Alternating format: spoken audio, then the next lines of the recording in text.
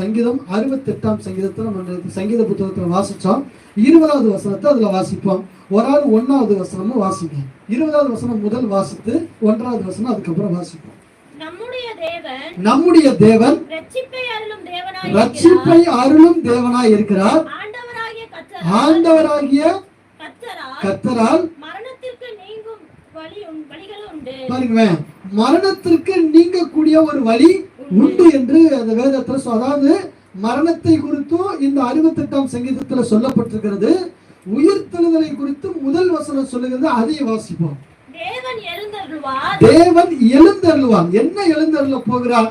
ஆண்டவர் எழுந்தருளுவார் என்று சொல்ல. ஆண்டவர் உயிரோடு கூட எழும்பும் போது எதிரி எல்லாம் எங்க போனான்னு தெரியல.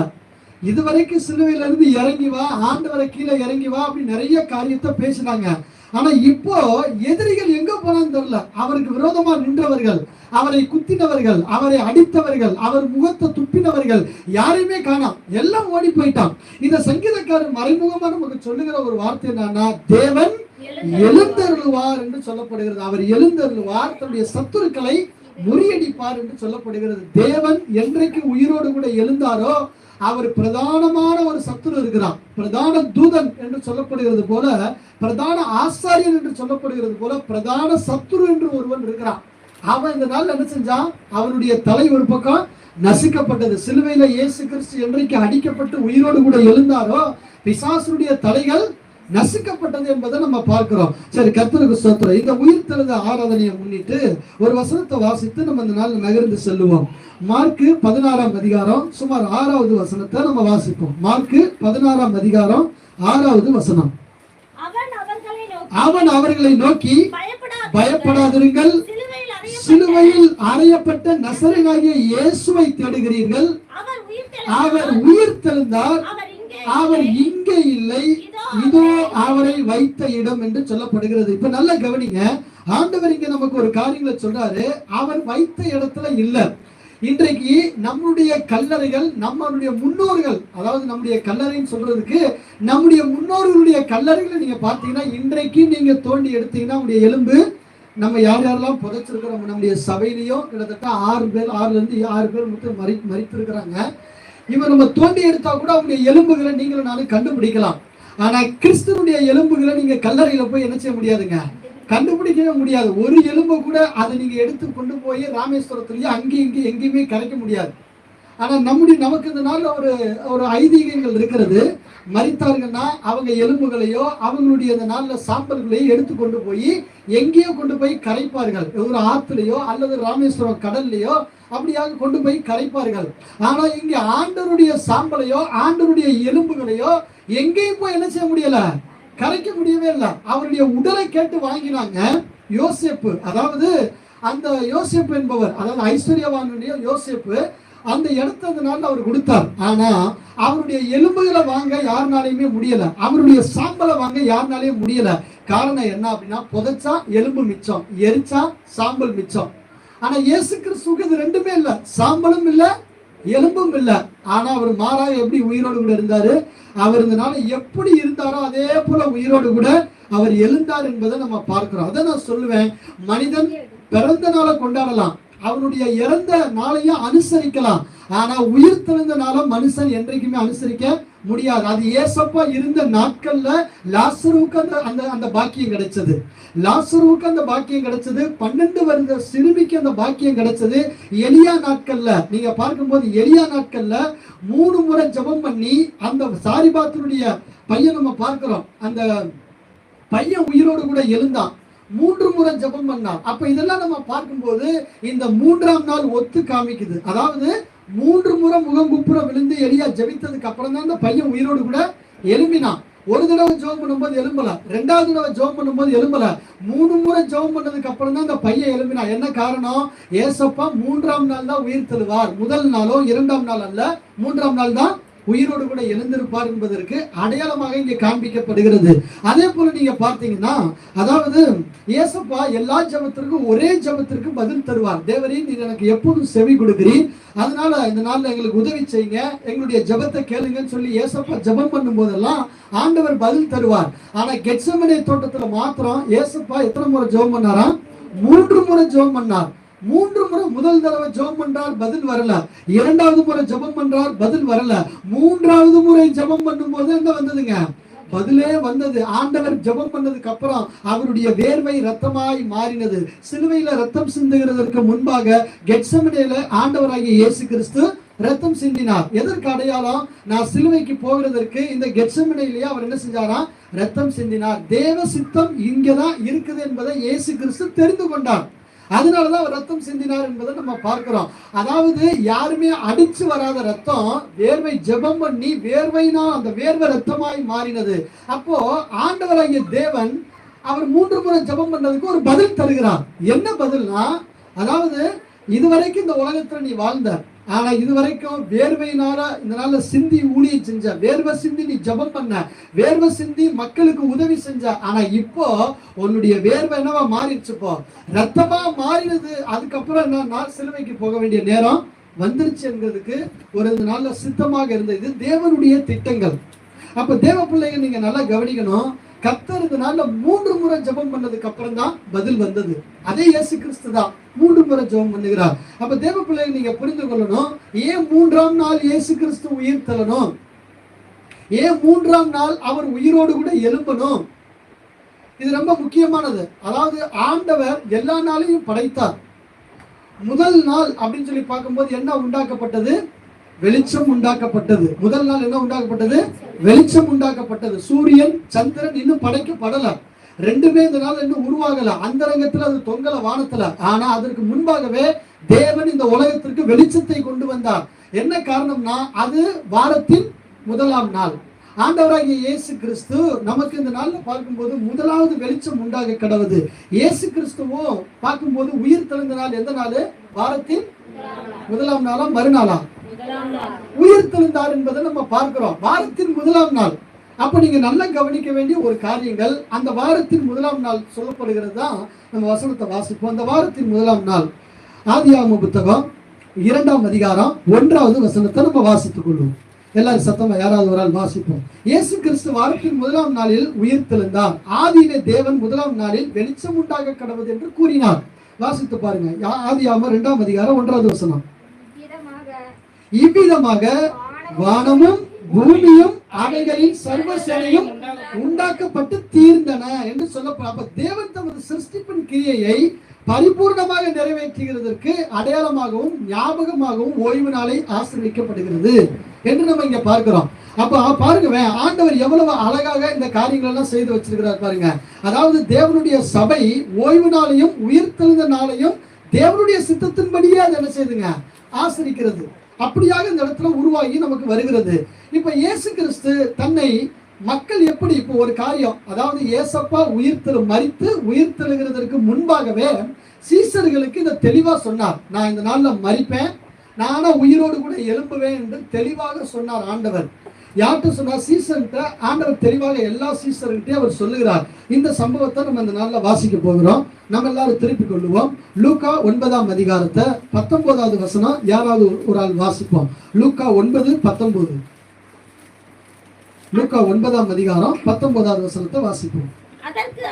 அதற்கு அவர்கள் சிலர் உம்மை யோவான் ஸ்நானகன் என்றும் சிலர் எலியா என்றும்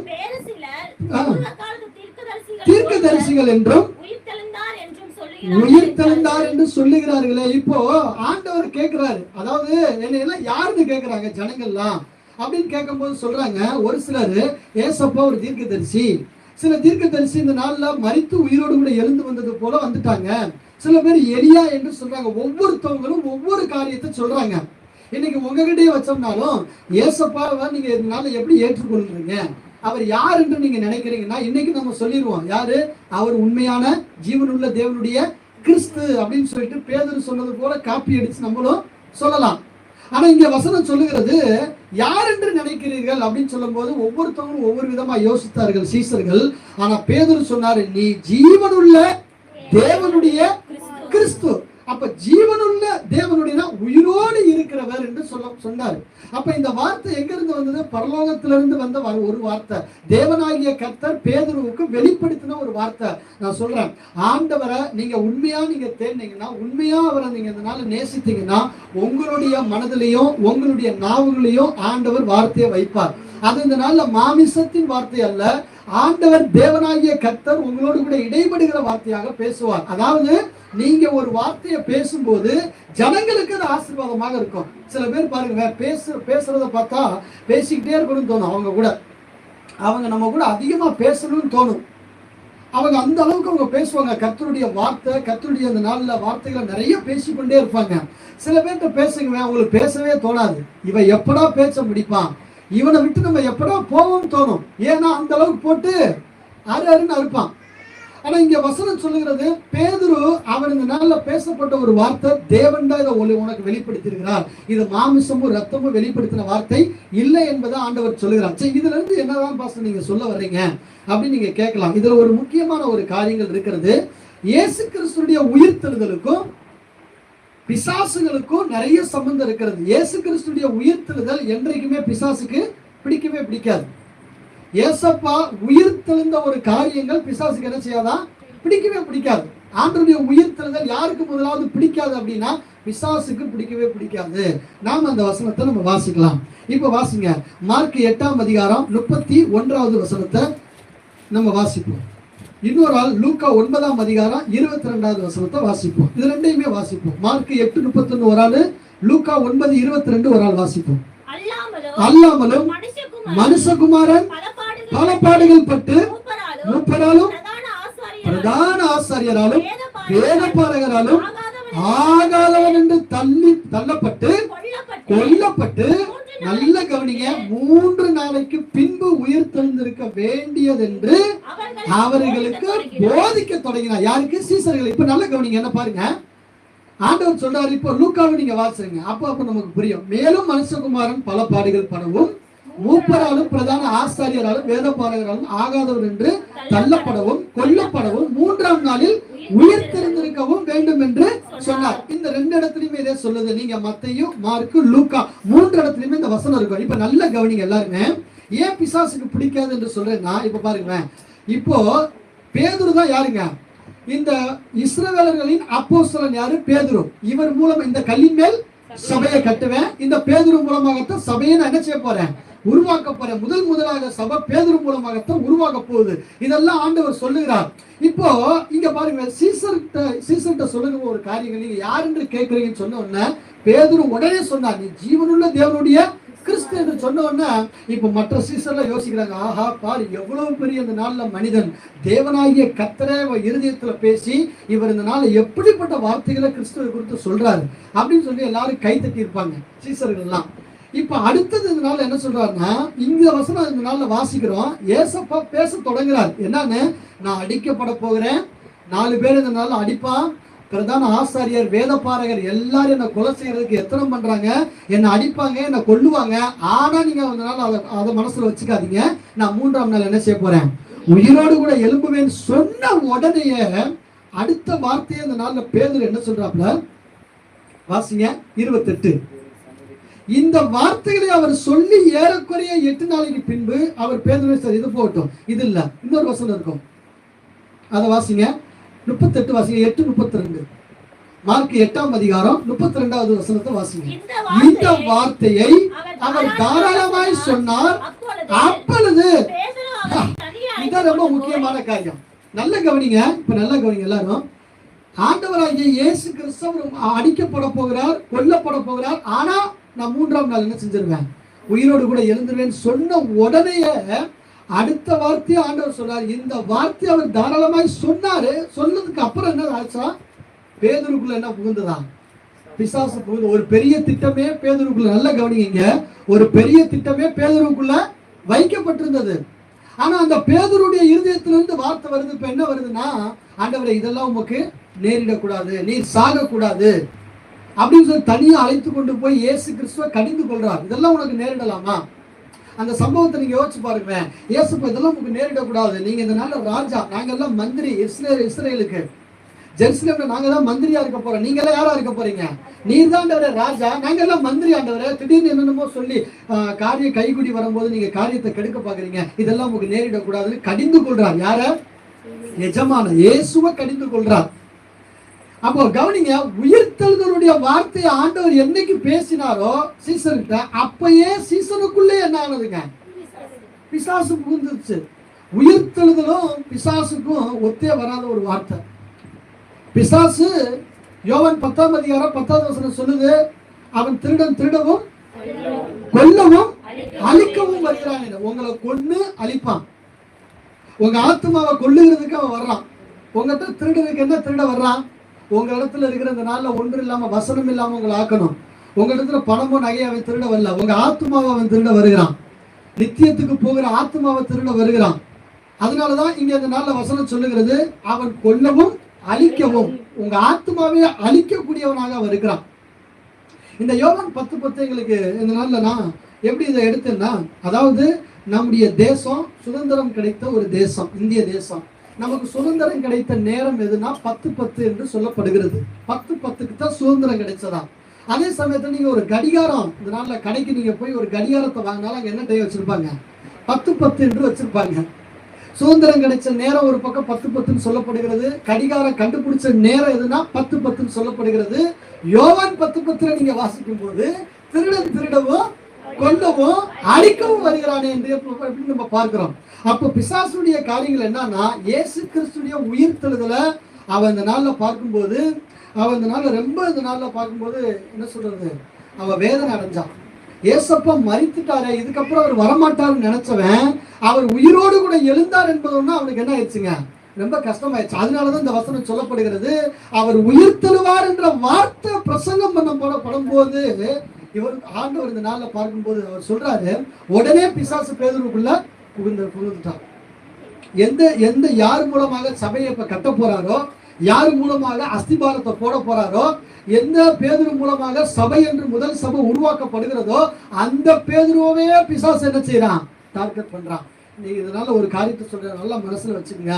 சபையில நீங்க என்றைக்கு பொறுப்பா இருக்கிறீங்களோ, ஒருவேளை நான் சபைக்கு பொறுப்பா இருக்கிறேன்னா, யாரு சபையில நல்லா ஜெபம் பண்றாங்களோ, யாரு கர்த்தரை தேடுகிறாங்களோ, நான் சொல்றேன் அவங்களையும் கூட பிசாசு என்ன செய்வார், சில நேரங்கள்ல அவங்களுடைய இருதயத்திலையும் பேசுவார். ஆனா ஒண்ணு, நாம பிசாசுக்கு சின்ன லெவல்ல கூட நம்ம என்ன செஞ்சிடக்கூடாது, இடம் கொடுத்துடக்கூடாது.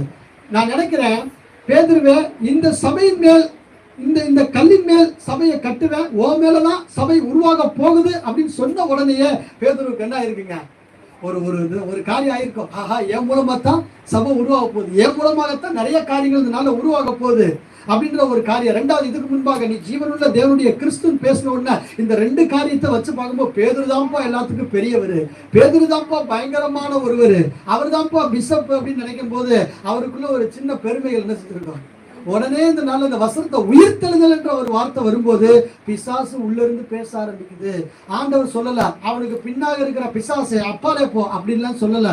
அந்த வசனம் சொல்லுது, பேதுருவை பார்த்து என்றுதான் சொல்லப்படுகிறது. அந்த வசனத்தை வாசிங்க கீழே. அவர் திரும்பி தம்முடைய சீசரை பார்த்து, அதாவது பேதுருவை நோக்கி, எனக்கு பின்னால போ சாத்தானே, நீ தேவனுக்கு ஏற்றவைகளை சிந்தியாமல் மனுஷருக்கு ஏற்றவைகளை சிந்திக்கிறாய். இப்ப இதுக்கு முன்னாடி எப்படி சிந்திச்சாரு, தேவனுக்கு ஏற்றவைகளை சிந்திச்சாரு. தேவனுக்கு ஏற்றவைகளை சிந்தித்ததுக்கு அப்புறம் பேதுரு இந்த கல்லின் மேலதான் சபையை கட்ட போறேன், பாதாளத்தின் வாசல்கள் மேற்கொள்ளாது என்று சொன்ன உடனே இதனால பேதுருவுக்குள்ளாக பிசாசு மேற்கொண்டு பேசினது. பாருங்க எப்படி பேசுறான் பாருங்க பிசாசு. நான் அதை சொல்றேன் பாருங்க, பிசாசு நிறைய நேரம் உள்ள புகுந்து நிறைய காரியங்களை பேசிடுவான், நிறைய காரியங்களை கெடுக்க பார்ப்பான். நிறைய நேரம் ஏன் தெரியுமா நம்ம வாழ்க்கையில நன்மையும் ஆசீர்வாதங்களும் தேவ திட்டமும் ஏன் தெரியுமா நம்ம வாழ்க்கையில் நன்மையான ஈவுகள் நடக்க மாட்டேங்குது. நம்ம ஜெபிக்கிற ஏன் தெரியுமா சில காரியங்கள் நமக்கு அது பூர்த்தி ஆக மாட்டேங்குது, அது நிறைவா ஏன் தெரியுமா முடிய மாட்டேங்குது. காரணம் என்ன அப்படின்னு சொல்லி பார்க்கும்போது, தேவ திட்டத்துக்கு விரோதமாக ஏதோ ஒரு காரியத்தை நீங்கள் நானும் செய்து கொண்டிருக்கிறோம். பேதுரு இங்க தேவ திட்டத்திற்கு தன்னை ஒப்பு கொடுக்கல. அவர் அந்த நாள்ல ஒரு பிஷப்பா பார்த்த உடனே அவருக்கு ஒரு மாதிரி ஆயிடுச்சு. இப்ப சீசர்கள் பாருங்க, நீ ஜீவனுள்ள தேவனுடைய கிறிஸ்துன்னு சொன்னா எல்லாரும் கை தட்டி இருப்பாங்க. ஆஹா, பேதுரு எவ்வளவு பெரிய ஆளு, இப்ப இதே அப்பால இப்ப பிசாசுன்னு சொன்னோம்னா மொத்த சீசன்ல நினைச்சிருப்பாங்க, ஆஹா பாடுறா இப்ப இவ்வளவு தேவனுடைய கிறிஸ்துன்னு சொல்லி இவ்வளவு பேச்சு பேசினாரு, ஆண்டவரை குறிச்சு எவ்வளவு அழகா தீர்க்க தரிசனமா சொன்னாரு. ஆனா இப்ப என்ன சொல்றாருங்க ஆண்டவர், பிசாசுன்னு சொல்லிட்டாரு, ஆஹா நீ பிசாசா இருக்கியா? அப்ப நீங்க யோசிச்சு பாருங்க, தேவன் இந்த இடத்துல நமக்கு என்ன சொல்ல வர்றாருன்னா, உயிர்த்தெழுதல்ன்ற ஒரு காரியத்தை இயேசு பிரசங்கம் பண்ண உடனேயே பிசாசு என்ன செஞ்சுட்டான், உடனே புரிஞ்சுட்டான். இதெல்லாம் நேரிடக்கூடாது, இதெல்லாம் ஆகக்கூடாது. ஆனா ஆண்டவர் இந்த நாள்ல நீ என்னதான் பிசப்பா இருந்தாலும், உனக்கு பட்டம் கொடுத்திருந்தாலும், நான் இப்ப இங்க யாரா இருக்கிறேன், கடவுளா இருக்கிறேன், நான் என்ன சொல்றேன்னா அதை நீ கேளுட்டார், அப்பாலே போன்ட்டார். அதான் அந்த வசனம் சொல்ற, நீ தேவனுக்கு ஏற்றவைகளை சிந்திக்கல, மனுஷனுக்கு ஏற்றவைகளை சிந்திக்கிறா. அப்போ இந்த வசனம் சொல்லலாம், நீ தேவனுக்கு ஏற்றவைகளை சிந்திக்காம பிசாசுக்கு ஏற்றவைகளை சிந்திச்சன்னு சொல்லியிருக்கலாம். ஆனா ஆண்டவர் என்ன சொன்னாரு, மனுஷனுக்கு ஏற்றவைகளை நீ சிந்திக்கிற. மனிதனுடைய யோசனையில என்ன தெரியுமா, கர்த்தருடைய திட்டத்தை விட்டு மாத்தி சொல்லுகிற ஒரு காரியம். கர்த்தர் எதை சொல்றாரோ அதை மனுஷன் அப்படியே மாத்தி சொல்லுவான், மனிதன் அதை அப்படியே மாற்றி அமைப்பான். அது அப்படியே கர்த்தர் செய்யறது போலயே இருக்கும், கர்த்தரால் அதை நடத்துகிறது போலயே இருக்கும். ஆனா கர்த்தர் அதை என்ன செய்யலைங்க, நடத்தலைன்றதுக்கு அர்த்தம். நல்ல கவனிக்கணும் தேவ பிள்ளைகள். அதனாலதான் தேவ திட்டத்துக்கு மாறாக நம்ம நிறைய காரியங்களை செய்கிறதுனாலதான் நம்ம வாழ்க்கையில் இன்னைக்கு என்ன இல்லைங்க, நன்மையான ஈவுன்னு நடக்கல. இந்த உலகத்துல எதுவுமே நம்ம வாழ்க்கையில அதனால பூர்த்தியா அது என்ன செய்யலைங்க, நமக்கு இதனால பூர்த்தி அடையல, எல்லாம் பிரச்சனைக்கு எதுவாக இருக்குது. அதான் அவர் சொல்றாரு, சாத்தானே நீ தேவனுக்கு ஏற்றவைகளை சிந்தியாமல் மனுஷருக்கு ஏற்றவைகளை சிந்திக்கிறாய். இன்னைக்கு மனுஷனுக்கு ஏற்ற யோசனை தான். யார் சொன்னா, யாவருக்கும் யூதாஸ் காரியோத்தை என்ன செஞ்சாங்க, ஆண்டவரே இந்த தைல குப்பி எடுத்து உன் தலையில உடைச்சு ஊத்திட்டா, ஆனா இது என்ன செஞ்சிருக்கலாம், 300 காசுக்கு வித்திருக்கலாம். அவருடைய யோசனை 30 வெள்ளி காசு 300 காசு அப்படித்தான் இருக்குது பாருங்க. 300 காசுக்கு என்ன செஞ்சிருக்கலாம், வித்திருக்கலாம். வித்து என்ன செஞ்சிருக்கலாம், ஏழைகளுக்கு கொடுத்திருக்கலாம். நீங்க யோசனை, நல்ல யோசனை தானே அது. இப்ப யூதாஸ் காரியத்தை யோசிச்சது என்னது, அருமையான யோசனை. இது அந்த நாள் என்ன செஞ்சிருக்கலாம், 300 காசுக்கு வித்திருக்கலாம் ஏழைகளுக்கு. அவன் ஒன்றும் சொல்லலை, நம்ம ஊழியத்துக்கு வச்சுக்கலாம், நம்ம ஏதாவது வாங்கிக்கலாம், நம்ம இந்த நாள்ல பிரயாணம் பண்றதுக்கு வச்சுக்கலாம், நல்ல சாப்பாடு சாப்பிடலாம், அப்படிலாம் யூதாஸ் சொல்லல. இதை யாரு வித்து என்ன செய்யலாம், ஏழைகளுக்கு கொடுக்கலாம். நல்ல யோசனை. ஆனா ஆண்டவர் சொல்றாரு, அப்பா தரித்திரர் ஏழை எப்பயும் உன் கூட இருப்பான், ஆனா நான் என்ன செய்ய மாட்டேன், உன் கூட இருக்க மாட்டேன். ஏன் இந்த தைல குப்பியை உடைச்சு என் தலையில ஊத்துறதுக்கு எதுக்காக செய்யறான், என்னை அடக்கம் பண்ணுகிறதற்கு, முள்முடி சூட்டப்படுகிறதற்கு ஒரு அடையாளமாக இதை செய்யறா என்றதை ஆண்டவர் அங்க தெளிவாக சொன்னார். நிறைய நேரம் மனுஷனுக்கு இது நல்லதா தோணும், இதை ஏழைகளுக்கு கொடுக்கலாமே, அவங்களுக்கு கொடுக்கலாமே அப்படின்னு தோணும். இல்ல இல்ல, கர்த்தர் சொல்லுவார், இது எனக்கு இப்ப தேவைப்பட்டது, இவ சம்பாதிச்சு வச்சது, இவ எனக்காக சம்பாதிச்சு வச்சிருக்கிறா. ஆண்டவராகிய இயேசு கிறிஸ்து மரிக்கிறதுக்கு முன்பாகவே நிறைய திட்டம் தேவன் வச்சிருந்தார், சில மனிதர்களையும் திட்டமா வச்சிருந்தார். அதுல ஒருத்தி தான் இவ, யாரு, இந்த ஸ்திரீ. அதே போலதான் இந்த நாள் நம்ம நேற்று பார்த்தோம் பாருங்க, இந்த 7 வார்த்தையை நம்ம பார்த்தோம் பாருங்க. இயேசு கிறிஸ்துவ அடக்க ஆராதனைக்கு அந்த கல்லறையை கொடுத்தது யாருங்க, அரிமத்தியா ஊரானாகிய யோசேப்பு. அது அவனுக்காக வாங்கி வச்சிருந்த அந்த கல்லறையை, அவனுக்கு வாங்கின கல்லறை யாரு கொடுத்தான், கர்த்தருக்காக கொடுத்தான், இயேசுவுக்காக கொடுத்தான். அதான் நான் சொல்றேன், நிறைய நேரம் நமக்காக இடம் வாங்கியிருப்போம், நமக்காக பொருளை வாங்கியிருப்போம், நமக்காக அண்டா வாங்கியிருப்போம், நமக்காக எல்லாம் வாங்கியிருப்போம். ஆனா சில நேரம் அது கர்த்தருக்கு தேவைப்படும், கர்த்தருடைய ஊழியத்துக்கு தேவைப்படும். அதனாலதான் இந்த அரிமத்தின் ஊரானாகிய யோசேப்பு என்பவன் அவனுக்காக ஒரு தோட்டம், யாரையுமே வைக்கப்படாத ஒரு கல்லறை, அந்த தோட்டத்தை, அந்த கல்லறையை யாரு கொடுத்தான், அந்த இடத்த கர்த்தருக்குன்னே கொடுத்தான், அவனுக்குன்னு வாங்கி வச்சிருந்தான். அப்ப தேவனாய கர்த்தர். ஆனா பாருங்க, அந்த கல்லறையில ஒரு கல்லறையில அடக்கம் பண்ணிட்டாங்கன்னா யூதருடைய முறைப்படி அவ்வளவுதான், அது அடக்கம் பண்ணதுதான், அது திறக்க மாட்டாங்க. அதனாலதான் லாசருடைய கல்லறைய யாருமே வேண்டாம், திறக்க வேண்டாம், அவர் செத்துட்டு அவர் திறக்க வேண்டாம் அந்த கல்லறைன்னாங்க. ஆனா இயேசு கிறிஸ்துடைய கல்லறை திறந்தது, எந்த ஸ்மெல்லும் வரல. அதான் சொல்ற பாருங்க, ஆண்டவராகிய இயேசு கிறிஸ்து அந்த கல்லறைக்கு இடம் கொடுத்தான். ஆனா இன்று வரைக்கும் அந்த கல்லறை பேருக்குத்தான் கல்லறை, ஆனா அது எப்படிப்பட்ட இடம், நீ வாங்கினது போலயே அந்த இடம் இருக்குது, பேருக்குத்தான் கல்லறை. ஆனா அங்க செத்தவனை யாரையுமே என்ன செய்யலங்க, அடக்கம் பண்ணி நாரி போன ஒரு இடமாக அது மாறல. அது சுகந்த வர்க்கமிட்ட ஒரு இடமாகத்தான் மாறினது தவிர நாற்றமடித்த ஒரு இடமாக அந்த கல்லறை மாறல. அதுதான் கர்த்தருக்கு கொடுக்கும் போது வாசமா தான் இருக்கும். நீங்க கர்த்தருக்கு கொடுக்கும்போது எதுவா இருந்தாலும் அது என்னவா இருக்குங்க, நன்மைக்கு எதுவாகத்தான் இருக்கும். கர்த்தருக்கு என்றைக்குமே நம்ம கொடுக்கறது கணக்குல இருக்குது. அது எதுவா இருந்தாலும் நீங்க நேரத்தை கொடுக்கறது கணக்குல இருக்குது, ஜெபிக்கிறது கணக்குல இருக்குது, கர்த்தரை தேடி ஆலயத்துக்கு வர்றீங்க பாருங்க, எல்லா ஜெபத்துக்கு வர்றீங்க பாருங்க, எல்லாமே என்ன இருக்குது, கணக்குல இருக்குது. எல்லாமே கர்த்தர் கணக்குல வச்சிருக்கிறான். அதனாலதான் அவர் சொல்றாரு, நீங்க இந்த உலகத்துல நான் என்ன வச்சிருக்கிறேன், என்னுடைய ஒரு புத்தகம் இருக்குது ஆண்டவருடைய கையில. என்ன புத்தகம்? ஞாபக புஸ்தகம் என்று ஒண்ணு இருக்குது, ஜீவ புஸ்தகம் என்பது இருக்குது. அதுல கணக்கு வச்சிருக்கிறார் கர்த்தர். இதெல்லாம் கணக்கு வச்சிருக்கிறாருங்க. நீங்க என்னென்ன செய்தீங்க, கர்த்தருக்காக எவ்வளவு பிரயாசப்பட்டீங்க, எவ்வளவு ஓடினீங்க, எங்கெல்லாம் கால் வலியோட, வயிறு வலியோட, தலைவலியோட கர்த்தரை தேடினீங்க பாருங்க. இதெல்லாம் கணக்குல இருக்குது. இதெல்லாம் நீங்க விலக்கரையமா செலுத்தி தேடி இருக்கீங்க கர்த்தரை. இதெல்லாம் கணக்குல இருக்கின்ற ஆண்டவர். அதனால உங்களுடைய ஜெபமோ, கர்த்தருக்கு நீங்க கொடுத்ததோ, நீங்க இந்த நாள்ல பிரயாசப்பட்டதோ, கர்த்தருக்காக ஓடி ஓடி வந்தீங்க பாருங்க வெகு தூரத்துல இருந்து, இதெல்லாம் என்ன இருக்குதுங்க, கணக்குல இருக்குது. மனிதன் சொல்லலாம், ஆனா கர்த்தர் சொல்றா இதெல்லாம் கணக்குல இருக்குப்பா அப்படிங்கிறார். இன்னைக்கு உங்களுடைய காரியங்கள் என்ன இருக்குதுங்க, அவருடைய கருத்துல இருக்குது. மனுஷன் மறந்துடலாம், மாமிசம் மனிதன் எல்லாத்தையும் மறந்துடுவான். ஆனா கர்த்தர் அவர் மனிதனாக இல்லை. அன்றைக்கு மனிதனாக வந்த இன்றைக்கு அவர் மாம்சத்துல கொலையும்னா ஆவியில உயிர்ப்பிக்கப்பட்டார். அவருடைய கருத்துல இருக்குது. நீங்க பட்ட பிரயாசம், நீங்க பட்ட வேதனை, நீங்க பட்ட துன்பங்கள் எல்லாம் கர்த்தருடைய கருத்துல இருக்குது. ஒரு நாள் கர்த்தர் அதுக்கு ஏற்ற பலனை உங்களுக்கு தருவார். ஆமென் சொல்லுங்க. ஹல்லேலூயா. மத்தேயு 16:21 வாசிப்போம். அப்ப பிசாசுக்கு என்ன இல்லைங்க, பிடிக்கவே இல்லை. உயிர் தருவார் சொன்ன உடனே பேதுரு மூலமாக எழுப்பி விடுகிறான். ஓகே, நம்ம இங்க கவனிப்போம் எல்லாருமே. வாசிங்க மத்தேயு 16:21. அது முதல் இயேசு தாம் எருசலேமுக்கு போய் பிரதான ஆசாரியர்களால் வேதபாரகர்களால் பல பாடுகள் பட்டு கொலையுண்டு 3ஆம் நாளில் எழுந்திருக்க வேண்டும் என்பதை தம்முடைய சீசர்களுக்கு சொல்ல தொடங்கினார். 3ஆம் நாள் எழுந்திருக்கணுங்க கர்த்தர். அவர் எழுந்திரமா போயிடக்கூடாது பாருங்க. இந்த காரியத்தெல்லாம் சொல்லி முடிச்சதுக்கு அப்புறம் அவர் என்ன செய்தார் பாருங்க. இயேசு தம்முடைய மரணத்தை குறித்து மோசையை எலியாவை குறித்து பேசுவதற்கு ஒரு மறுரூப மலைக்கு போறாங்க. இப்ப நல்ல கவனிங்க, இங்க நான் சீக்கிரம் முடிச்சேன். ஏசப்பா அந்த மறுரூப மலையில என்ன பேசப்பட்டது யாருக்காவது தெரியுமா? அந்த மறுரூப மலையில மோசே, எலியா, இயேசு கிறிஸ்து 3 பேரு அந்த மறுரூப மலை. கீழே பேதுரு, யாக்கோபு, இந்த யோவான் அவங்கள கூட வச்சுக்கோங்க, கீழே இருக்கிறாங்கன்னு வச்சுக்கோங்க. என்ன பேசப்பட்டது அதை குறித்து வசனத்தை நம்ம வாசிப்போம். லூக்கா 9ஆம் அதிகாரம் 30-31 வாசிங்க. லூக்கா 9ஆம் அதிகாரம் 30ஆம் வசனம் 31வது வசனம், 2 வசனத்தை வாசிப்போம் சத்தமா. அன்றியும் மோசே எலியா என்னும் 2 பேரும் மகிமையோடு காணப்பட்டு அவருடனே சம்பாஷணை பண்ணி, நல்ல கவனிங்க இந்த வசனத்தை, அவர் எருசலேமிலே நிறைவேற்ற போகிற அவருடைய மரணத்தை குறித்து பேசிக் கொண்டிருந்தார்கள்.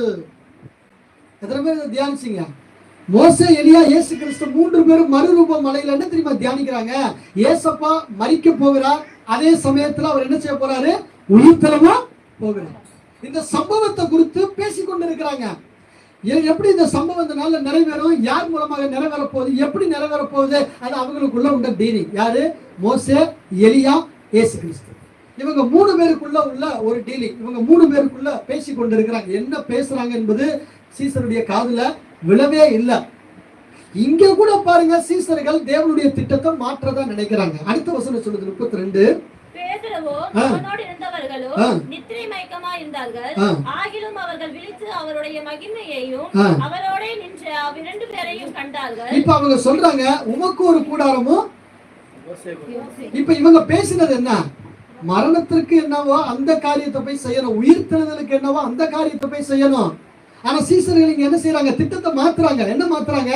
இங்கே இருந்துடலாம். மோசைக்கு ஒரு கூடாரம், எலியாவுக்கு ஒரு கூடாரம், உமக்கு ஒரு கூடாரம், 3 கூடாரத்தை போட்டுருவோம். நாங்க கூட ஏதோ பணியில படுத்துக்கிறோம், ஆனா நீங்க 3 பேர் செட்லா நல்லா இருங்க.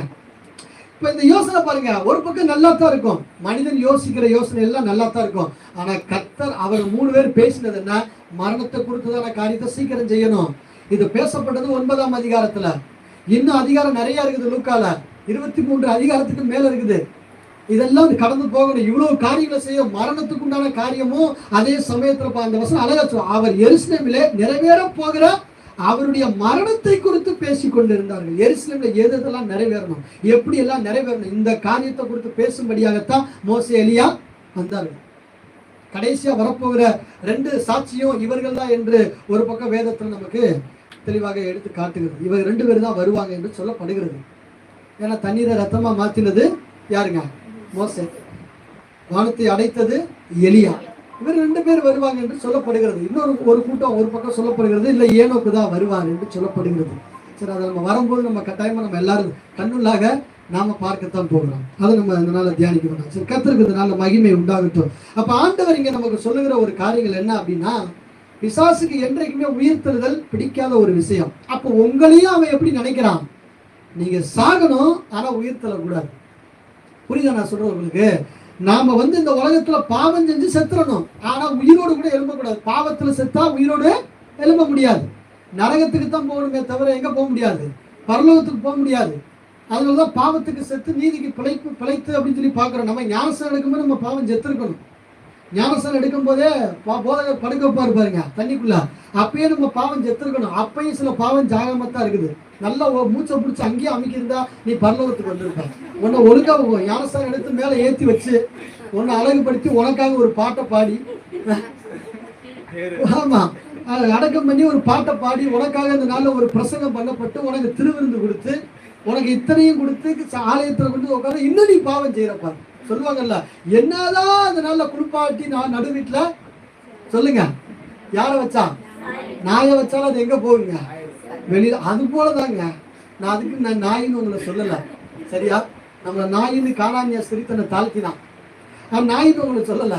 என்னதான் குளிப்பாட்டி அப்படி இப்படி பரிசுத்தம் பண்ணி உங்களுக்கு பரிசுத்த ஆவியானவரை வானத்திலிருந்து இறக்கி அதுக்காக உபவாசம் இருந்து ஜெபம் பண்ணி உங்களுக்கு தச்சல ஆடலத்துல கொண்டு வந்து உங்களை உட்கார வச்சு அப்படியே அந்த நாள்ல அந்த சிங்கார மாளிகை ஜெய கீதங்கள் பாடிடுவோம், இப்படி நிறைய பாட்டை பாடி என்னென்னமோ சொல்லி உங்களை ஆவியில நிரப்பி கொண்டு போனோம்னா வெளியில போனவுடனே பாவம் செய்வாங்க பாருங்க. வெளியில இறங்காது, அதுக்குள்ளேயும் பாவம் உண்டாயிடும். ஏதோ ஒரு பாவத்தை செஞ்சிருவாங்க. அதுக்கப்புறம் மறுபடியும் உங்களை அடுத்த வாரம் கூப்பிட்டு வச்சு மறுபடியும் அதை சீர்படுத்தி சரிப்படுத்தி ரொம்ப கஷ்டங்க. ஞானஸ்தானம் எடுக்கும் போதே நம்ம பாவம் செத்துருக்கணும். ஞானஸ்தானம் எடுக்கும் போதே அங்கேயே அடக்கம் பண்ணப்படுகிறோம், தண்ணியில நம்ம அடக்கம் பண்ணப்படுகிறோம். ஆனா ஒரு நாள் இந்த நாள் நம்ம எழும்பும் போது புது மனுஷனா எழும்பணும். அதான் கர்த்தர் இங்க நமக்கு சொல்லுகிறார். அவர் இந்த நாள்ல உயிர் தெழுந்த நீங்களும் நான் இன்னைக்கு பிசாசுடைய என்ன தெரியுமா, உயிர் தள்ளக்கூடாது. மரித்தது மரித்தவனாத்தான் இருக்கணும். இவன் நேரம் எங்க போகணும், பாதாளம் என்ற ஒரு இடத்துக்கு தான் போகணுமே தவிர பரலோகத்துக்கு போகக்கூடாதுன்ற ஒரு எண்ணம் அவனுக்காக கூட்டத்தை சேர்க்கிறான். இன்றைக்கு இந்த நாள்ல நம்ம வாழ்க்கைய நாம ரொம்ப ஜாக்கிரதை உள்ளவர்களா இருக்கணும். ரொம்ப இந்த நாள்ல ஜாக்கிரதையா இந்த கடைசி காலத்துல கர்த்தருக்காக பாவம் செய்யாத ஒரு வாழ்க்கைய, ஆண்டவருக்கு பிரியமில்லாத ஒரு வாழ்க்கையை நீங்கள் நானும் வாழ்ந்துடவே கூடாது. கர்த்தருக்கு பிரியமுள்ள ஒரு வாழ்க்கையை நீங்கள் நானும் வாழ்றோமா என்பதுதான் ஆண்டவர் எதிர்பார்க்கிறார். ஆமென் சொல்லுங்க. ஹல்லேலூயா. அதுதான் இந்த இடத்துல நமக்கு சொல்லப்படுகிறது. இதெல்லாம் இந்த நாள்ல இந்த வசனங்கள் எல்லாம் பார்க்கும்போது அப்படிப்பட்ட காரியங்களை தான் நமக்கு இந்த நாள்ல பிரசங்கமாக நமக்கு செய்யப்பட்டது. சரி, இப்ப பாருங்க, இறந்து விட்டார் என்று கலங்கி இருந்தார்கள், உயிர் தெழுந்தார் என்று இந்த செய்தி கேட்டு மகிழ்ச்சியா இருந்திருக்கணும். யாரு? சீசர்கள். ஆண்டவர் உயிர் தெழுந்தார் ஒரு செய்தி யார் முதலாவது போய் சொன்னா? பெண்கள் போய் சொன்னாங்க. பெண்கள் தேவன் என்றைக்குமே எங்கேயுமே ஒதுக்குறது அல்ல. ஆதாம் ஏவால கூட பாருங்கவேன், அந்த கெட்சமனே என்ற தோட்டத்துல ஃப்ரீடத்தை விட்டுருந்தார். கணவன்கிட்ட கூட கேட்காம போய் அந்த கனியை போய் என்ன செஞ்சாங்க, பார்த்தாங்க, ரசிச்சாங்க, பிடிங்கினாங்க, சாப்பிட்டாங்க அப்படின்றத நம்ம பார்க்கிறோம். ஒரு சுதந்திரம் இருந்தது யாருக்கு? பெண்ணுக்கு. அதாவது ஆணுக்கும் பெண்ணுக்கும் ஒரு சுதந்திரம் இருந்ததுங்க, ஒரு கட்டுப்பாட்டுக்குள்ள இல்ல. ஆனா பாவம் செஞ்சதுக்கு அப்புறம் ஆண்டவர் பேச ஆரம்பிக்கிறாரு, உன் ஆசை அவனை பற்றி இருக்கும், உன் புருஷனை பற்றி இருக்கும். அப்ப என்ன அர்த்தம்? முதலாவது ஆதாமையும் சரி ஏவாளையும் ஃப்ரீடமா விட்டுருந்தார். அதனாலதான் இவங்க ஃப்ரீடமா கணவனு கூட தெரியாம எங்க போயிட்டாங்க. ஃப்ரீடம் இருந்தது, ஆனா பாவம் செஞ்ச உடனே இந்த ஃப்ரீடம் இல்ல. ஆண்டவர் சார், உன் ஆசை யாரை பற்றி இருக்கும்? உன் புருஷனை தான் பற்றி இருக்கும். உன் புருஷன்ட்ட கேட்டுதான் நீ எல்லாமே செய்யணும்.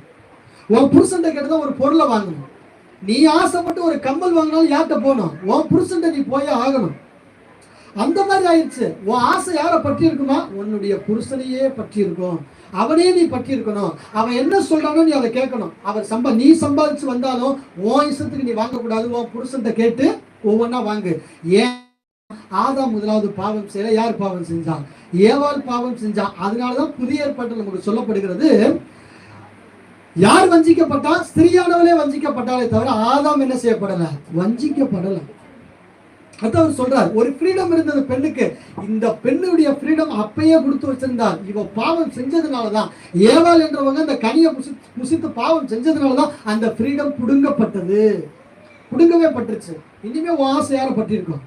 பாவம் செஞ்சதுக்கு அப்புறம் இந்த வார்த்தை உன் ஆசை. அந்த வசனத்தை வாசிக்கலாம் நினைக்கிறேன். வசனத்தை வாசிக்க சீக்கிரம். ஆதியாகமம் புத்தகம் எத்தனை பேருக்கு ஞாபகம் இருக்குது? 3ஆம் அதிகாரத்துல இருக்கும். கீழே வாசிங்க இந்த வசனத்தை. யாராவது ஒரு நாள் வாசிங்க.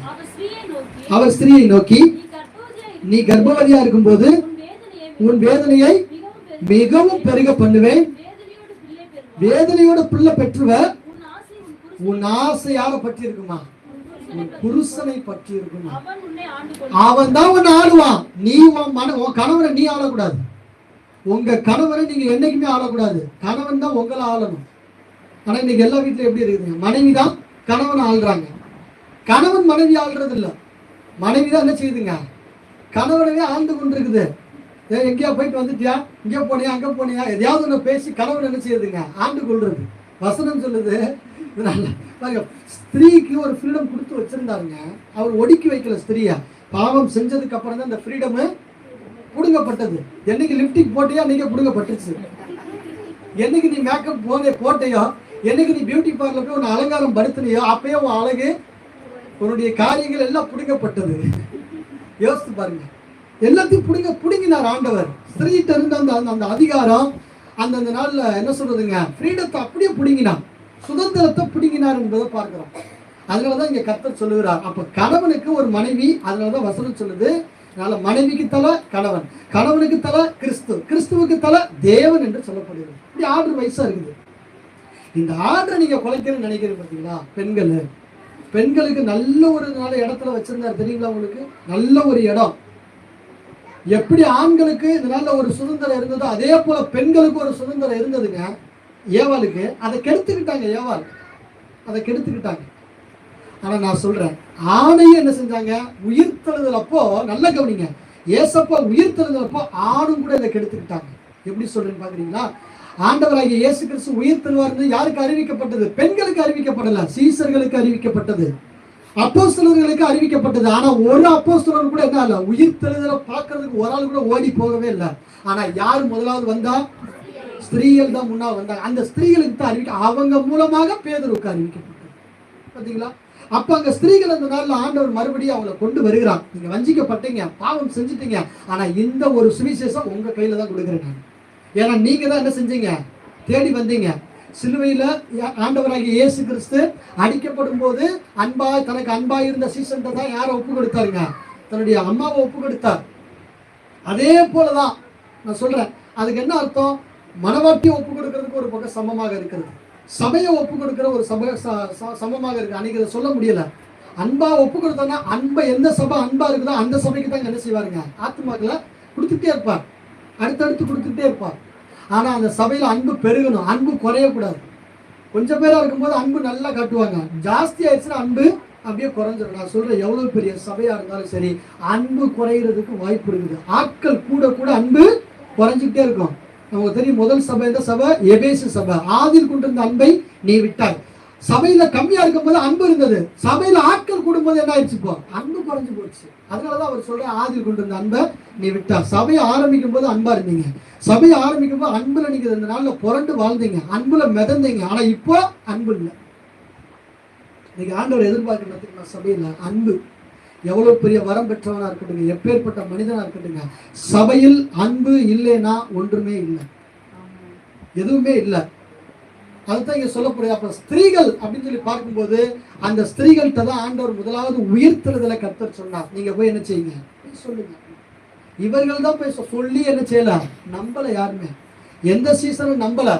எம்மா ஒரு சீசனோடு கூட உயிர்த்தெழுதோடு கூட பேசுகிறார், அப்போ கூட அவங்க நம்பல. இன்னொரு சம்பவத்தை, இன்னொரு சத்தியத்தை உங்களுக்கு கற்றுக் கொடுக்குறேன், அதையும் வாசிப்போம்.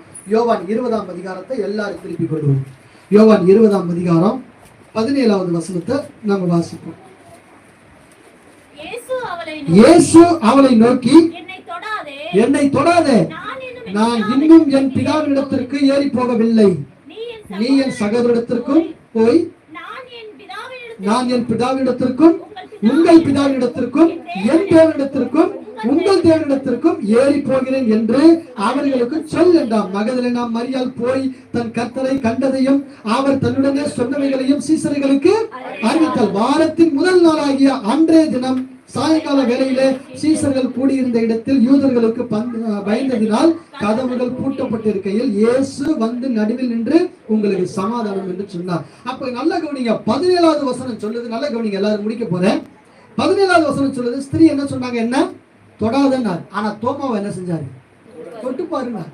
இங்க தொடாதனாரு, அங்க தொட்டு பாருனார். என்ன காரணம்னா ஸ்திரீகளை ஆண்டவரை தொட வேணான்ட்டார். அந்த ஸ்திரீ ஆண்டவர் என்ன செய்வனா தொடாத அப்படின்ட்டார். என்ன காரணம்னா இன்னும் பரலோகத்துக்கு இயேசு போகலாம். அதான் அந்த வசனம் சொல்லுது, நான் தேவனிடத்துக்கு இன்னும் என்ன செய்யல, ஏறி போகவில்லை. அப்ப உயிர்த்தெழுந்தவன இயேசு கிறிஸ்து உயிர்த்தெழுந்தவன முதலாவது எங்க போகணும், பரலோகத்துக்கு போய் தன்னை காண்பிக்கிறேன். நான் உயிர் தெளிந்திருக்கிறேன் என்பதை பரலோகத்துல போய் தான் போய் தேவனிடத்துல காண்பித்து கீழே வர வேண்டிய ஒரு கட்டாயம் என்பது இருந்தது. அதனால அந்த வசனம் சொல்லுகிறது, நான் இன்னும் என் பிதாவிடத்திற்கு ஏறி போகவில்லை அப்படிங்கிறார்.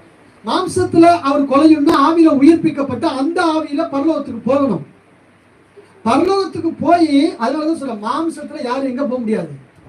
இன்னைக்கு எல்லாரும் சொல்றாங்க, நான் மாம்சத்துல பரலோகத்துல போய் இயேசுவை பார்த்தேன். அதாவது அவங்க சொல்றது உண்மைதான், ஆனா அவன் பார்த்தது பரலோகமா இருக்காது, ஏதோ ஒரு இடமா இருக்கும். ஆமாவா இல்லையா? இப்போ நீங்க இந்த உலகத்திலேயே பார்க்காத ஒரு இடத்த பார்த்தீங்கன்னா நீங்க என்ன யோசிப்பீங்க? ஆஹா, இதான்டா பரலோகம் போல, எவ்வளவு அழகா இருக்குது, அப்படித்தான் நம்ம யோசிப்போம். இதான் பரலோகம். ஆனா பரலோகம் என்பது நமக்கு வர்ணிக்குது, இப்படிதான் இருக்கும், இன்னும் அது பயங்கரமா இருக்குன்னு சொல்லப்படுகிறது பரலோகம். அப்படியாக இருக்குன்னு சொல்லப்ப நிறைய பேர் இந்த நாள்ல நான் மேல போய் பார்த்தேன், பரலோகத்தை பார்த்தேன். நீ பார்த்து இந்த உலகத்துலதான் பார்த்துருக்கிறான். எங்க யோவானவே எப்படி கூட்டு போனாருங்க, ஆவியில கூட்டு போய் காண்பிக்கிறார். பரலோகத்துல மாம்சத்தோட எவனும் போக முடியாது. எப்படி போக முடியும்? இயேசுவே மாம்சத்தோட போல, எப்படி போனாரா? மாம்சத்துல கொலையுண்டு ஆவியில தான் பரலோகத்துல போய் தேவனை போய் தரிசித்தார் என்பதை நம்ம பார்க்கிறோம். அப்ப அதே இயேசு கிறிஸ்து இப்ப பாருங்க வசனம் சொல்லுது. இப்ப நல்லா கவனிங்க, ஸ்திரியை தொடாதன்னாரு, ஆனா தோமாவை தொட்டு பாருங்க. அந்த வசனத்தை வாசிப்போம். 26 வாசிப்போம், 25, 26 வாசிப்போம். மற்ற சீஷர்கள் கர்த்தரை கண்டோம் என்று அவருடைய சொன்னார்கள். அதற்கு அவன், அவருடைய கைகளில் ஆணிகள் உண்டான காயத்தை நான் கண்டு அந்த காயத்திலே என் விரலை விட்டு என் கையை அவருடைய விழாவிலே போட்டால் ஒழிய விசுவாசிக்க மாட்டேன் என்றார். அப்படி சொன்ன உடனேங்க, நல்ல கவனிங்க, இப்படி சொன்ன உடனே அடுத்த வசனம் சொல்லுது, மறுபடி 8 நாளைக்கு பின்பு அவருடைய சீஷர்கள் வீட்டுக்குள்ளே இருந்தார்கள், தோமாவும் அவர்களுடைய கூட இருந்தார். அப்ப வருகிறான். நல்ல கவனிங்க, எப்ப நீ சந்தேகப்பட்டு கேட்டையோ உடனே நான் எங்க வந்தேன், போ பரலோகத்திலிருந்தே இறங்கி வந்துட்டாரு ஆண்டவர். இப்ப பாருங்க, சந்தேகம் என்ற ஒரு பேர் இன்னைக்கு நிறைய குடும்பத்துல சந்தேகம், நிறைய பேருக்கு சந்தேகம். சந்தேகத்தினாலதான் குடும்பம் எப்படி போகுதுங்க சொல்லுங்க? எப்படி போகுது?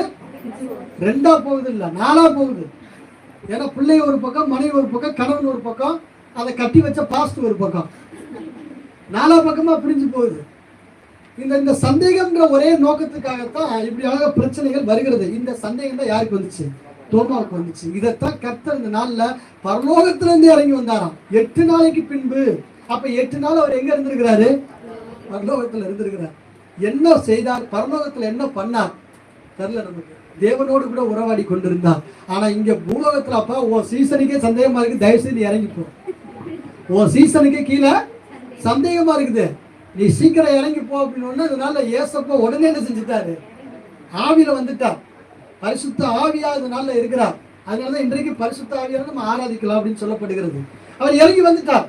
அப்படி இதனால ஆவியா இறங்கி வந்துட்டார். வந்த உடனே அவர் இதனால சொல்றாரு, அவர் 8 நாளைக்கு பின்பு, அந்த வசனம் அழகா சொல்லு, மறுபடியும் 8 நாளைக்கு பின்பு அவருடைய சீசர்கள் வீட்டுக்குள்ளே இருந்தார்கள், தோமாவும் அவருடனே கூட இருந்தான், கதவுகள் பூட்டப்பட்டிருந்தது. அப்பொழுது இயேசு வந்து நடுநின்று உங்களுக்கு சமாதானம் என்று சொன்னார். உடனே பின்பு அவர் தோமாவை நோக்கி, அப்பா சந்தேகப்பட்ட இல்ல, எங்க என்ன செஞ்ச? என் விழாவுல கைய போடணுட்ட, போடு, விரல விட்டு பார்க்கணும் போடு. நான் சொல்றேன் பாருங்க, நல்ல கவனி எல்லாரும். ஆண்டவருடைய இன்னும் அடிக்கப்பட்ட கரமாத்தான் அங்க இருக்கிறார். இன்றைக்கும் காலில் அடிக்கப்பட்ட ஆணி பண்ண ஓட்டையோடு தான் அவர் இன்னும் இருக்கிறார். கையில அடி, தலையில முடிமுள்ளு, தலையில முள்முடி சூட்டப்பட்ட ஒரு காரியங்கள் எப்படிதான் இருக்கிறார் பாருங்க. ஏசப்பா மட்டும் இந்த காயத்தோட கொண்டு வந்து காமிக்கலன்னு என்ன ஆயிருக்கும்? நம்பி இருக்கவே மாட்டாருங்க. இவர் இயேசுவே இல்லைன்னு இருப்பாரு. அதனாலதான் இன்னைக்கு நிறைய பேருக்கு தரிசனத்துல ஆண்டவர் எப்படி வர்றாருங்க சொல்லுங்க? ஆமா, காயத்தோட வருவார். ஒரு எத்தனை பேர் பெரியார் வளர்த்தெடுத்த ஒரு பிள்ளை, ஸ்டாலின் என்கிற ஒரு பிள்ளை. நீங்க இந்த முதலமைச்சர் ஸ்டாலின் நினைச்சுறாங்க, லைவ் வேற போயிட்டு இருக்கு. அவர் கிடையாது, பெரியார் வளர்த்த ஸ்டாலின் என்கிற ஒரு பையன். அவர் இயேசுவை ஏற்றுக்கொண்டார். அவரை இயேசுவை ஏற்றுக்கொள்ளும் போது அவர் இந்த நாள்ல திடீர்னு தரிசனம் பண்ணி யார் என்று கேட்டதுக்கு நான் தான் இயேசு, நீங்க தான் இயேசுன்றதுக்கு என்ன அத்தாச்சி அப்படின்னு கேட்கும்போது இயேசப்பா கையை காமிச்சிருக்கிறார். இந்த பாரு நான் அடிக்கப்பட்டிருக்கேன் உனக்காக, இந்த பாரு நான் உனக்காக என்ன செய்ய முள்முடி சூட்டப்பட்டிருக்கேன் உன் சாபத்துக்காக, இந்த பாரு உனக்காக காலில் நான் செய்ய அடிக்கப்பட்டிருக்கிறேன், இந்த பாரு உடம்பெல்லாம் காயம், இதெல்லாம் உனக்காக அப்படின்னாராம். உண்மையா பெரியார் கடவுள் அதனால ஏற்றுக்கொள்ளல, ஆனா பெரியார் தத்தெடுத்து வளர்த்த பிள்ளை, அந்த பிள்ளை இயேசுவை ஏற்றுக்கொண்டது. லைவ் போயிட்டு இருக்குது இருந்தா நான் தைரியமா சொல்றேன், அந்த பிள்ளை இயேசுவை ஏற்றுக்கொண்டது. அப்ப தேவ பிள்ளைகள் நீங்க நல்லா கவனிக்க வேண்டிய ஒரு காரியங்கள் உங்களுக்கு தெரியும். பெரியாருடைய உண்மையான பேர் அது ஈரோடு வெங்கட ராமசாமி அப்படின்னு சொல்லி வரும். அவர் பேர் வெங்கட் அப்படின்னு சொல்லி வரும். அவர் ஈரோடு பட்டணத்தை சார்ந்தவர், தமிழ்நாட்டுல ஈரோடு பட்டணத்தை சார்ந்தவர். அப்பதான் அந்த நாள் ஒரு குழந்தையை தத்தெடுத்து வளர்த்தாங்க. இன்றைக்கும் அது நிறைய யூடியூப்ல எல்லாம் சாட்சியா இருக்குது. அவர் தத்தெடுத்த குழந்தை இயேசுவை முகமுகமா பார்த்தது. எப்படி பார்த்தது அப்படின்னா பரலோகத்துக்கு போய் பார்க்கல, இந்த பூமியில இருந்தே பார்த்தது. இயேசு பரலோகத்திலிருந்து இறங்கி வந்து உங்களுக்கு தரிசனம் ஆகலாம், ஆனா பரலோகத்துக்கு போய் நீங்க இயேசுவை பார்த்தேன்றீங்க பார்த்தீங்களா, அதுதான் இந்த நாள்ல பட்ட பொய்யா இருக்குது. அது ஏக்கர் கணக்கில் நீங்க சொல்ற பொய். சரிங்களா? இயேசு நமக்காக இறங்கி வருவார், நாம் அவரை பார்க்கலாம். இது ரொம்ப முக்கியம். சரிங்களா? சரி, கர்த்தருக்கு ஸ்தோத்திரம். அப்போ இந்த நாள்ல ஆண்டவர் நமக்கு என்ன சொல்லுகிறார்னா, தோமாவுக்கு தன்னை காட்டினார். அடுத்த வசனத்தை வாசிங்க, முடிச்சிடலாம். பின்பு அவர் தோமாவை நோக்கி, நீ உன் விரலை இங்கே நீட்டி என் கைகளை பார், உன் கையை நீட்டி என் விழாவிலே போடு, அவிசுவாசியா இராமல். ஆமா, எல்லாரும் நீங்க சீசனா அப்போஸ்தலனா இருந்து தோமா பண்ணி விசுவாசியா இருப்பான்ட்டார். இது அப்படி கூட வாசிக்கலாம், அப்படிதானே? விசுவாசியா இருந்ததுக்கு இன்னொரு பக்கம் என்ன அர்த்தம்? விசுவாசியாவே நீ இரு. தோமாவுக்கு இன்னைக்கு எந்த தேசத்துக்கு வந்தாருங்க? இந்திய தேசத்துக்கு வந்தார். அந்த ஆவி நம்மளையும் பிடிச்சிருச்சு, சந்தேகப்பட வைக்கிற ஆவி, எல்லா காரியத்துக்காக சந்தேகம். யோவான் 14ஆம் அதிகாரத்தை சொல்லுது, முதலாவது சந்தேகம் யார் தெரியுமா பட்டா? யார் சந்தேகப்பட்டா? யோவான் 14ஆம் அதிகாரத்தை அப்படியே திருப்பி கொள்ளுங்க. யார் சந்தேகப்பட்டா என்பதை பாருங்க. இதே சந்தேகம் யாருக்கு இருந்தது? யோவான் 14ஆம் அதிகாரம் 5வது வசனம். தோமா அவரை நோக்கி, நீ எங்கே போகிறீர்? அறியோமே, வழியை நாங்கள் எப்படி அறிவோம்? முதல் சந்தேகம், ஏசப்பா சிலுவைக்கு போறார், உயிர் தருவார் என்ற முதல் சந்தேகம் யார் தெரியுமா வந்தது? தோமாவுக்கு தான் வந்துச்சு. அதனாலதான் அங்கே என்ன வந்துச்சு? சந்தேகம் வந்துச்சு. அதான் சொல்லுது, சந்தேகம் என்று ஒரு குடும்பத்துக்குள்ள இருந்துச்சுன்னா ஒன்றும் செய்ய முடியாது. சந்தேகப்படாம ஒரு ஊழியம், சந்தேகப்படாம ஒரு வாழ்க்கை, சந்தேகப்படமான ஒரு கல்யாணம், அப்படிதான் நம்ம இருக்கணும். சந்தேகம் என்று வந்துச்சுன்னா நம்ம குடும்பம் அன்றைக்கே சீரழிந்து போயிடும். அதனாலதான் இங்க இருந்தனால ஒவ்வொருத்தவங்களுக்கும் ஒரு சந்தேகம். நான் டைம் இல்லாதனால சொல்றேன். 5ஆம் அதிகாரத்துல தோமாவுக்கு சந்தேகம், 8ஆம் அதிகாரத்துல பிலிப்புக்கு சந்தேகம். நீ இருந்தனால ஒருவரா மூவரா, ஒருத்தரா மூவரா அப்படின்ற ஒரு சந்தேகம் இருக்குது. அவருக்கு இல்ல, தோமாவுக்கு ஒரு சந்தேகம், பிலிப்புக்கு ஒரு சந்தேகம். அடுத்தது 22வது வசனம், ஸ்காரியோத் அல்லாத யூதா என்பவன், அவனுக்கு ஒரு சந்தேகம். இப்படி எல்லாருக்கும் ஒரு சந்தேகங்க. கிறிஸ்தவ வாழ்க்கையில கிறிஸ்துவை கூடவே இருந்து சாப்பிட்டவங்க, கிறிஸ்துவ கூடயே வாழ்ந்தவங்க, கிறிஸ்துவ கூடயே ஜெபம் பண்ணவங்க, அவர்களுக்கே என்ன வந்ததுங்க? கிறிஸ்துவை குறித்து ஒரு சந்தேகம். நீங்க அதான், கணவர் நல்லா வேலை செய்வாரு, அம்மா நல்லா வேலை செய்வாங்க, ஆனா அம்மாவை குறித்து ஒரு சந்தேகம், அப்பாவை குறித்து ஒரு சந்தேகம், கணவனை குறித்து ஒரு சந்தேகம். இப்படி சந்தேகப்பட்டே வாழ்க்கைனால இழந்தவங்க இந்த உலகத்துல நிறைய பேர் உண்டு. அதனால தேவ பிள்ளைகள், இந்த உயிர் தெழுந்த ஆராதனையில் உங்களுக்கு சொல்றேன், சந்தேகப்படாத ஒரு வாழ்க்கையை வாழ்ந்தார். தோமா சந்தேகப்பட்ட ஒரு வாழ்க்கையை வாழ்ந்தார். சீசர்கள் கூட இருந்த சீசர்கள் சொல்லி கூட நம்பல, தீர்க்க தரிசனமா கர்த்தர் சொல்லி நம்பல. அப்ப நீ யார் சொல்லிதான் நீ நம்புவ? கர்த்தர் தான் நேரம் இறங்கி எல்லாத்துக்கும் கையை காட்டணும் போல, எல்லாத்துக்கும் விழாவை காட்டணும் போல, எல்லாத்துக்கும் முள்முடியை காட்டணும் போல. அப்பதான் இயேசுவ அவன் நம்புறான், இல்லைன்னா நம்ப மாட்டான். கர்த்தர் எனக்கு தரிசனமாகட்டுங்க. நீ தரிசனமாகிற அளவுக்கு நீ அப்படிப்பட்ட ஒரு முகர கட்டையா? நீ அப்படிப்பட்ட ஒரு ஆளா? கர்த்தர் உனக்கு தரிசனமாகி தான் காட்டணும். அப்பதான் நான் இயேசுவை ஏற்றுக்கொண்டு அப்பதான் நான் ரட்சிக்கப்படுவேன்னா நீ அப்படிப்பட்ட ஒரு ஆள், நீ ரட்சிப்பே தேவையில்லப்பா. நீ இப்போ அதான் அவர் சொல்றாரு, நீங்க எல்லாம் கண்டு விசுவாசிக்கிறீங்க, ஆனா காணாம விசுவாசிக்கிறவங்க என் பிள்ளைகள் இருக்கிறாங்க. அந்த பிள்ளைகள் நீங்களும் நானும். ஆமென் சொல்லுங்க. இல்லையா? காணாம விசுவாசிக்கிறோம், கண்டு விசுவாசிக்கிறோம் நம்ம இயேசுவை. யாராவது இயேசுவை பார்த்துருக்கீங்களா? சொல்லுங்க, கை தூக்குங்க. யாருமே பார்க்கவே இல்லை. ஆனா ஆவியில ஒவ்வொரு நாளும் அவரை நம்ம பார்க்கிறோம், அவர் நம்ம தரிசிக்கிறோம், விசுவாசிக்கிறோம். இயேசு உயிரோடு கூட இருக்கிறார் என்பதை நீங்களும் நானும் ஆரித்தனமா எப்படி விசுவாசிக்கணும்? கர்த்தர் எனக்கு பிரிச்சு கொடுத்தாரு, அதனால என்ன செய்யற? இயேசுவை விசுவாசிக்கிறேன். ஆண்டவனுக்கு நகை கொடுத்தார், இயேசுவை விசுவாசிக்கிறேன். கார் கொடுத்தார், விசுவாசிக்கிறேன். அப்படி அல்ல, உயிர் தெழுந்தாருங்க, நான் அதனால விசுவாசிக்கிறேன் அப்படின்னு சொல்லக்கூடிய ஒரு தருணம் நமக்குள்ள வரணும். அவர் எனக்காக வந்தார், எனக்காக மரித்தார், எனக்காக 3ஆம் நாள் உயிரோடு இருந்தார், எனக்காக பரலோகத்துக்கு போய் இடத்தை ஆயத்தம் பண்ண போயிருக்கிறார், ஒரு வீடு ஆயத்தம் பண்ண போயிருக்கிறார். அந்த விசுவாசத்தின் அடிப்படையில கிறிஸ்துவ நீங்களும் நானும் நம்பணும், விசுவாசிக்கணும், ஆண்டவரை ஏற்றுக்கொள்ளணும். ஆண்டவர் எனக்கு அற்புதம் செஞ்சார், கண் மூடிய சுகமாக்கினார், அதெல்லாம் ஒரு பக்கம். இன்னொரு பக்கம் அற்புதம், அதெல்லாம் வேறு விதத்துல கர்த்தரை ஏற்றுக்கொண்டவங்க. நான் சொல்றேன், இயேசுவை உண்மையா விசுவாசத்தை ஏற்றுக்கொள்ளுகிறவன் முடிவு வரைந்த நிலையில் இருப்பான். அவன் ரட்சிக்கப்பட்டவனுக்கு அர்த்தம். முடிவு வரைந்த நிலையில் இருப்பவனே ரட்சிக்கப்படுவான். யாருமா? கிறிஸ்துவ விசுவாசத்தை ஏற்றுக்கொள்ளுகிறவன். இந்த அற்புதம் என்பது கிறிஸ்துவுக்குள்ள வருகிறதுக்கு ஒரு அடையாளம். நீங்க அற்புதம் உங்களுக்கு தருவார், அற்புதம் செய்வார். அற்புதம் செய்யக்கூடாது இல்ல, செய்வார், உங்களுக்கு தருவார். அது உங்களுக்கு ஒரு முன் உதாரணம். இப்ப நீங்க யோசிச்சு பாருங்க, நீங்க கிறிஸ்துவுக்குள்ள வர்றீங்க, இயேசுவை ஏற்றுக்கொண்டு. உங்களுக்கு ஒரு வியாதி இருக்குது. என்ன வியாதி? ஏதோ ஒரு வியாதி வச்சுக்கோங்க, சரியா? ஏதோ ஒரு கேன்சர் வியாதின்னு வச்சுக்கோங்க. கேன்சர் வியாதி எனக்கு சுகமாயிருச்சு, நான் கிறிஸ்துவை ஏற்றுக்கொண்டு ஆலயத்துக்கு வர்றேன், 20 வருஷமாச்சு. மறுபடியும் அந்த வியாதி நமக்குள்ள வந்துருச்சுன்னா நீங்க கிறிஸ்துவை விட்டு போயிருவீங்களா இல்ல சபைக்குள்ள இருப்பீங்களா? யாருமே பேச மாட்டீங்க. எனக்கு ஏன் பாஸ் அப்படி ஒரு வியாதி வருது? ஏதோ ஒண்ணுங்க சொல்லுங்க, அது பெருசா கூட எடுத்து சின்னதா எடுத்துக்கோங்க. மறுபடியும் வருதுன்னா நீங்க என்ன செய்வீங்க? ஏசப்பா விடுதலை தந்தா நான் இங்க இருக்கிறேன், இல்லைன்னா போயிடுறேன். அப்படிப்பட்டவங்க தான் விடுதலை பெற்று உள்ள வர்றவங்க. ஆனா உள்ள வந்து கிறிஸ்துவ உண்மையான சத்தியத்தை அவன் கேட்டு நிலையா நின்னான்னா அவன் சாகர சூழ்நிலை வந்தா கூட கிறிஸ்துவை விட்டு பிரிய மாட்டான். ஆமென் சொல்லுங்க. அவன் நல்ல வைராக்கியமா நிற்பான், வாஞ்சியோடு கூட நிற்பான். எவ்வளவு அடி வேணாலும் என்ன அடின்னு சொல்லி நிற்பான். அப்படிப்பட்டவர்கள் எல்லாம் கிறிஸ்துவுக்கு தேவை. ஏதோ சுகத்தை வாங்கிட்டு போறது கானானிய ஸ்திரியை போல வர்றவங்களுக்கு தேவையே இல்லை. அவருக்கு அவர் ஏற்றுக்கொள்ள மாட்டார். அவர் இந்த நாள்ல தனக்காக வைராக்கியமா, அதனாலதான் அவர் கேட்டார், தன் சிலுவையை, உங்க சிலுவையை எடுத்துக்கிட்டு என்ன பின்தொடருங்க. பச்சை மரத்துக்கு இந்த பாடுனா பட்டை மரமாகிய நீங்க என்ன ஆக போறீங்க? பச்சை மரம்னா அதுக்கு என்ன தெரியுமா அர்த்தம்? பச்சை மரம் எல்லாம் செழிப்பா இருக்குது, நான் எல்லா விதத்திலையும் கரெக்டா இருந்தேன், எல்லாமே சரியா இருந்தேன், கரெக்டா கனி கொடுத்தேன், எல்லாம் பண்ணேன், என்னையவே அடிச்சிட்டான். நீங்க மரத்துல கனி இல்ல, இலை இல்ல, வெறும் எல்லாம் உறிஞ்சதுனால ஒரு மாதிரி ட்ரெஸ் போடாம நிக்கிற மரம் மாதிரி நீ நிக்கிற. அப்போ உன்னையெல்லாம் என்ன செய்வான்? அடியில நெருப்பு பத்த வச்சிருவான். பச்சை மரம் என்னைக்குமே என்ன செய்யாது? எரியாது. பட்டை மரம் நல்லா எரியும். அது வந்து இன்னைக்கு நீங்கள் நானும் எரிகிறோம். எப்படி? எரிந்து பிரகாசிக்கிறவர்களாக மாறுறோம். ஆனா இன்னொரு பக்கம் நம்ம எப்படி மாறுறோம்? பாவத்துலதான் எரியிறோம், நீதியில நம்ம இன்னும் எரியல. பட்டை மரம் அப்படின்னா அதுக்கு அதான் அர்த்தம். அவர் எரிய மாட்டார். எவ்வளவு பச்சை மரத்தை பத்த வச்சாலும் எரிய மாட்டார். பட்டை மரம் எரிஞ்சு போயிடும். கொஞ்சம் அப்படி பத்த வச்சாலும். அந்த நாட்கள்ல நம்ம கேஸ் எல்லாம் இல்லை, அடுப்புலதான் பத்த வைப்போம். விறகு கட்டை எல்லாம் நினைச்சு உள்ள சொருவோம். ஒண்ணு முடிஞ்சா அடுத்தது, ஒண்ணு முடிஞ்சா அடுத்தது. அப்படிதான் நம்முடைய ஜெபமும் இருக்கணும். எப்படி இருக்கணும்? ஒண்ணு அமர்ந்து ஒரு ஆள் சுத்தி 5 பேர் ஜெபம் பண்ணாலும் ஒரு விறகு கட்டை அந்த நாட்கள் சொல்லுவாங்க பாருங்க. ஒரு விறகுக்கட்டை அமர்ந்து போறவங்க அடுத்த விறகுக்கட்டை அந்த விறகுக்கட்டை பத்த வச்சிருவாங்க. அப்படிதான் நம்முடைய ஜெபமும் இருக்கணும். ஒரு ஆள் ஜெபம் நம்ம வீட்டுல குடும்பத்துல ஒரு ஆள் குறையுதா, பலவீனம், பாடு, கஷ்டம் அப்படின்னு படுத்துறாங்களா, அடுத்த ஆள் ஜெபத்தை ஸ்ட்ராங் பண்ணி எந்திரிக்கணும். ஒரு ஆள் படுத்துட்டா அடுத்த ஆள் எந்திரிக்கணும்.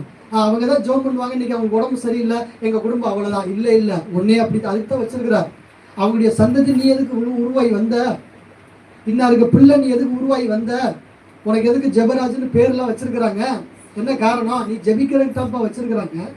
நீ ஏன் ஜெபிக்கலைன்னா நம்முடைய அம்மா ஜெபம் பண்ணுவாங்க, அப்பா ஜெபம் பண்ணுவாங்க, தங்கச்சி அக்கா ஜெபம் பண்ணுவாங்க அப்படின்னு நம்ம விட்டுறக்கூடாது. நீ ஜெபம் பண்ணணும், நீங்க கர்த்தரை தேடணும். ஜெப குறிப்பை எழுதி கொடுத்து யாரோ ஜெபம் பண்ணுவாங்கன்னு இல்லை, நீங்க ஜெபம் பண்ணுங்க. உங்களுக்காக உங்களை நீங்க முதலாவது பாதுகாத்து உங்களுடைய ப்ரொடெக்ஷன் நீங்க கொண்டு வாங்க. நீங்க உங்களுக்குள்ள நீங்க உங்களை என்ன செய்யுங்க? ப்ரொடெக்ஷனுக்குள்ள கொண்டு வாங்கன்றதை கர்த்தர் சொல்லுகிறாங்க. அதனால தேவ பிள்ளைகள், இந்த உயிர்ப்பில் இந்த கடைசியாக ஒரு காரியத்தை சொல்லி முடிக்கிறேன். இறந்து விட்டார் என்ற சீசர் கலங்கிய நாள்ல அவங்க இருந்தாங்க. ஆனா உயிர் தெழுந்தார். இயேசுவை அறிவது ஒன்று, அவரை அறிந்து அனுபவிப்பது இன்னொன்று. இயேசுவை அறிந்தவர்களா அனுபவிச்சு வாழ்ந்தவர்களா? நீங்களே மனசுல வைங்க, நீங்களே யோசித்து பாருங்க. நீங்க இயேசுவை அறிந்தவர்களாக வாழ்றீங்களா, அனுபவிச்சவர்களாக வாழ்றீங்களா? நம்ம கை தூக்கணும். அனுபவிச்சவர்களா நான் வாழ்றேன். 1 தீமோத்தேயு 3ஆம் அதிகாரம் 16ஆம் வசனம் சொல்லுது. வாசிக்கிறேன், நானே வாசிக்கிறேன். அன்றியும் தேவ பக்திக்குரிய ரகசியமானது யாவரும் ஒப்புக்கொள்ளும்படியே மகா மேன்மை உள்ளது. தேவன் மாம்சத்திலே வெளிப்பட்டார், ஆவியிலே நீதி உள்ளவர் என்று விளங்கப்பட்டார். நல்ல கவனிங்க. தேவ தூதர்களால் காணப்பட்டார், புறஜாதிகளிடத்தில் பிரசங்கிக்கப்பட்டார், உலகத்திலே விசுவாசிக்கப்பட்டார், மகிமையிலே எடுத்துக்கொள்ளப்பட்டார். இதே சம்பவம் நமக்குள்ள வரணுங்க. நாமளும் என்ன செய்யணுங்க? தேவ பக்தியா வாழணும். அதே சமயத்துல ஒப்பு கொடுத்த பிள்ளைகளா இருக்கணும். தேவன் மாம்சத்துல வந்து நம்மளும் மாம்சத்துல வந்திருக்கிறோம். ஒரு நாள் என்ன ஆவியில நீதி உள்ளவரா நம்ம மாறணும். நம்ம அதே போல தேவ தூதர்களால் கனப்படுத்தப்படணும். இதெல்லாம் வரிசையா ஒரு மனிதன் எப்படி இருக்கணும் என்பது இந்த ஒரு வசனம் உதாரணம். பவுல் சொன்ன இந்த ஒரு வசனம் உதாரணம் 1 தீமோத்தேயு 3:16. அதனாலதான் அவர் சொல்றார், இந்த ஆலயத்தை இடித்து போடுங்கள், 3 நாளைக்குள்ள உயிரோடு நான் எழும்புவேன் என்று சொன்னார். நீங்க கர்த்தர், தேவனாய கர்த்தர் உயிரோடு கூட எழுந்த ஒரு நாள். இதை நீங்க சந்தோஷமா கொண்டாடணும். பிசாசு வெட்கப்பட்டு போன அவருடைய உயிர் தெழுதல். ஆமென் சொல்லுங்க.